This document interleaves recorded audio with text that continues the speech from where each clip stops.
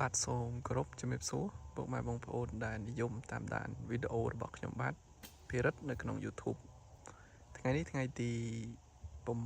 8ខែ5ឆ្នាំ2026បាទវីដេអូ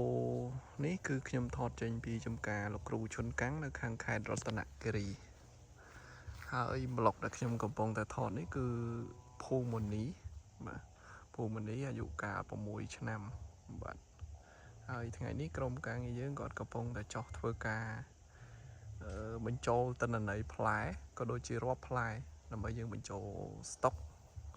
ញ្ចឹងយើងមានជា QR code យើងមានជា app សម្រាប់control stock ផ្លែតាមដើមនីមួយៗបាទកូដដើមកូដផ្លែក៏យើងមានបាទ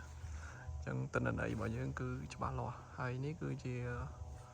ទម្រង់រូបភាពបាទផ្លែដើមរបស់ភូមិនីនៅក្នុងចំការទុរេនតាកាំង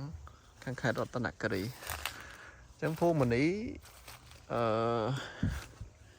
អាយុ5ឆ្នាំយើងអាចរាប់បានថាជាទុរេននៅស្ទៀវនៅឡើយបាទវាអត់សូវជាផ្លែច្រើនទេបាទអញ្ចឹងចាំមើលយើងចាំមើលវាតតែស៊ីម៉ាក់អានេះប៉ុន្មានផ្លែមិញ80អូខេបញ្ចូលអីទៅបាទអញ្ចឹងវារាប់ចាប់ពី9ឆ្នាំ10ឆ្នាំអីឡើងអាហ្នឹងផ្លែច្រើនបាទតិចវានេះក៏មិននេះប្រហែលដែរ80ផ្លែដែរអញ្ចឹងហើយដើមវាស្អាតបាទហើយបងប្អូនមើលមែកមួយនេះមែកនេះគឺវាងាប់បាទវាងាប់មកចំហៀងមែកខាងលើវាសល់តែសបកបន្តិចទេនេះអញ្ចឹងសល់សបកបន្តិចហ្នឹងក៏គ្នាប្រឹងផ្លែឲ្យដែរបាទយើងអត់កាត់អត់អីវាអញ្ចឹងវានៅទៅយើងចងខ្សែវាទប់ខ្លះអីខ្លះអញ្ចឹងបើសិនជាវាមិនជួបបាតុភូតខ្យល់កន្ត្រាក់អីទេផ្លែហ្នឹងគឺនៅរហូតដល់យើងបានប្រមូលផលហ្នឹងឯងហើយផ្លែភូមិនីគឺបាទស្អាតនេះ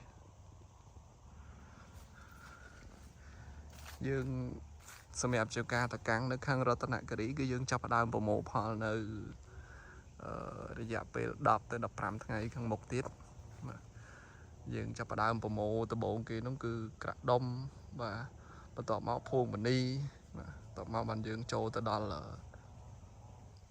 ខៈបាទមូសង្ឃីងអីបន្តទៅទៀតបាទទម្រង់ផ្លែភូមិនីគឺប៉ុណ្ណេះទុរេនគុជគឺមិនសូវជាធំប្រហែលតែសាច់គឺធានាថាឆ្ងាញ់បាទសម្រាប់ចកាទុរេនតាកាំងគ្រប់ទីតាំងទាំងនិមុតទាំងកំពង់ធំទាំងរតនគិរីគឺយើងអភិរក្សបាទទុរេនយើងអភិរក្សពូជភូមិនីនេះឯងឆ្ងាញ់ធានាថាឆ្ងាញ់បាទហើយជាពិសេសគឺចិនគឺចូលចិត្តអាបែបហ្នឹងឯងគេអត់សូវជាល្មមអាសាច់ច្រើនទេគេចូលចិត្តអាបែបរសជាតិឆ្ងាញ់ឈ្ងុយបាទអាហ្នឹងគឺភូមិនីហ្នឹងឯងនេះទម្រង់ដើមគឺបែបនេះអាយុ6ឆ្នាំអញ្ចឹងវាដល់គ្នាចិត្តคล้ายជាព្រៃទុរេនដូចនៅមេមត់ដែរបាទវាដល់គ្នាហើយទម្រង់ដើមភូមិនីគឺស្អាតបាទស្អាតហើយมันមានបោសទឹកបោសខ្យល់អីញ៉ៃទេគឺចាំមើលបាទ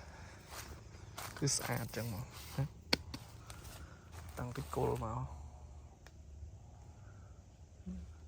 ហើយផ្លែយើងអត់ចាំបាច់តែងអីវាទេគឺវាផ្លែទម្រង់ព្រាយបាទព្រាយមើលទៅ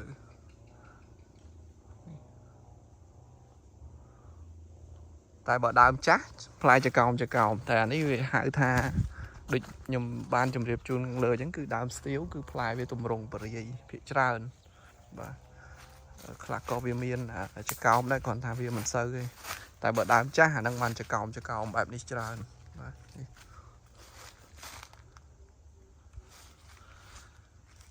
ចឹងបងប្អូនដែលនិយមហូបទុរេនបាទទុរេនមិននាំចូលទុរេនក្នុងស្រុកបងប្អូនអាចបាទសម្រាប់ខាងរតនគិរីបាទចាប់ផ្ដើមពី15ថ្ងៃខាងមុខទៀតបាទចឹងនឹងមានដល់តែមិនមែនមុនថងទេបាទមុនថងគឺក្រោយពីហ្នឹងបាទចឹងវីដេអូខ្លីៗខ្ញុំមានប៉ុណ្ណឹងបាទអរគុណច្រើន